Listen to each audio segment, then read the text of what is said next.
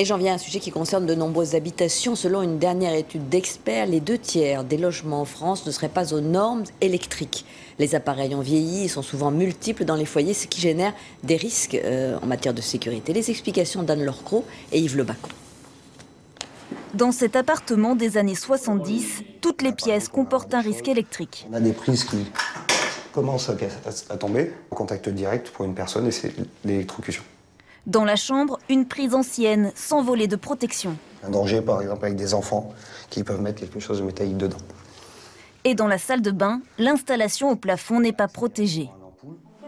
Comme cet appartement, 2/3 des logements de plus de 15 ans sont en insécurité électrique. Les deux principales anomalies rencontrées sont l'absence de mise à la terre à 79% des cas dans les maisons ou les appartements et la présence d'appareillage vétustes ou détériorés. Ici, le tableau répond toujours aux normes des années 70.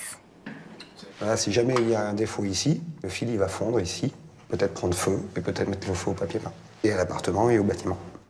Ce genre d'installation est à l'origine de 80 000 incendies et de 800 décès chaque année. Voici la version actuelle. Le prix d'une remise aux normes est variable. Pour l'appartement, par exemple, 1 300 €. Le diagnostic électrique est devenu obligatoire pour les ventes de logements de plus de 15 ans. Et dans 95% des cas, les travaux recommandés sont réalisés.